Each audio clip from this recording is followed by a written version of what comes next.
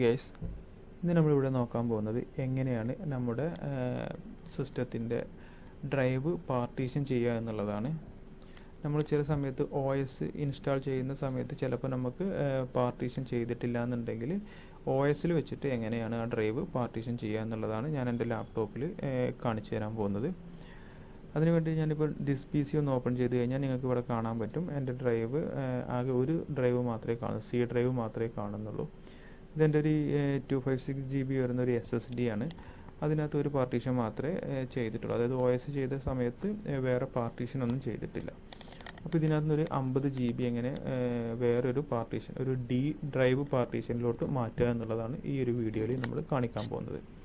അതിന് വേണ്ടിയിട്ട് this PC ഒന്ന് റൈറ്റ് ക്ലിക്ക് ചെയ്തിട്ട് മാനേജ് എന്നുള്ള ഈ ഒരു ഓപ്ഷൻ സെലക്ട് ചെയ്യാം.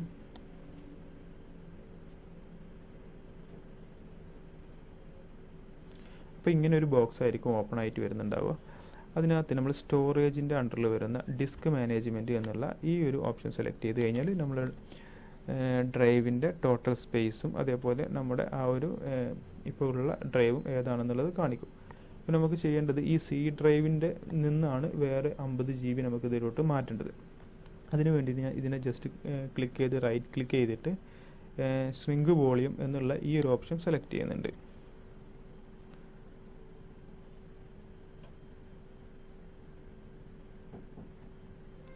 ശേഷം ഇങ്ങനെ ഒരു വിൻഡോ ഓപ്പൺ ആയി വരുന്നുണ്ട്. ഇവിടെ നമുക്ക് എത്ര GB ആണ് നമുക്ക് വേറൊരു പാർട്ടീഷനുമായിട്ട് മാറ്റേണ്ടത്, അതായത് ഈ ഒരു C ഡ്രൈവിൽ നിന്ന് എത്ര GB ആണ് മാറ്റേണ്ടത് എന്നാണ് ചോദിക്കുന്നത്. അത് എനിക്ക് 50 GB ആയതുകൊണ്ട് ഞാനിവിടെ കാൽക്കുലേറ്ററിൽ നിങ്ങൾ കാണിച്ചു തരാം.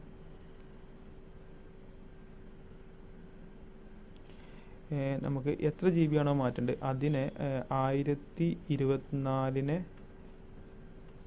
ഇൻറ്റു ചെയ്താൽ മതി. 1024 ഇൻറ്റു എനിക്കിപ്പോൾ 50 GB ആയതുകൊണ്ട് ഞാൻ 50 എന്ന് ഇൻറ്റു ചെയ്യുന്നുണ്ട്. അപ്പോൾ വരുന്ന സംഖ്യ ഏതാണോ അത് ഇവിടെ നമുക്ക് കൊടുത്തു കഴിഞ്ഞാൽ കറക്റ്റ് 50 GB ആയിട്ട് നമുക്ക് പാർട്ടീഷനാക്കി മാറ്റാൻ പറ്റും. അപ്പോൾ ഇവിടെ വന്നിട്ടുള്ളത് 5120 ആണ്. അത് ഞാനിവിടെ കൊടുക്കുന്നുണ്ട്. 5120 അല്ല 51200 എന്നാണ്. അത് ഞാൻ കൊടുത്തതിന് ശേഷം സ്ട്രിംഗ് എന്നുള്ളത് ക്ലിക്ക് ചെയ്യുന്നുണ്ട്.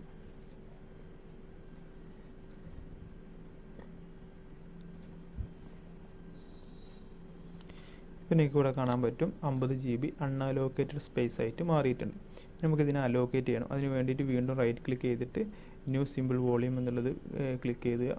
ശേഷം ന്യൂ കൊടുക്കുക. ആ ഒരു വോളിയത്തിൻ്റെ സ്പേസ് അത് ബൈ ഡിഫോൾട്ട് അത് അത്രയും തന്നെ വന്നിട്ടുണ്ട്. ജസ്റ്റ് നെക്സ്റ്റ് കൊടുക്കുക. ഇവിടെ നമുക്ക് ലെറ്റർ ഏതാ വേണ്ടതെന്ന് ചോദിക്കും. ഇത്രയും ലെറ്റർ അവൈലബിൾ ആണ്. അതുകൊണ്ട് ഞാൻ DN സെലക്ട് ചെയ്ത് കൊടുക്കുന്നുണ്ട്. ബൈ ഡിഫോൾട്ട് DN ആയിരുന്നു, ഞാൻ DN കൊടുക്കുന്നുണ്ട്. ജസ്റ്റ് നെക്സ്റ്റ് കൊടുക്കാം. ഈ ഒരു ഓപ്ഷനും ജസ്റ്റ് നെക്സ്റ്റ് കൊടുക്കാം. Then finish.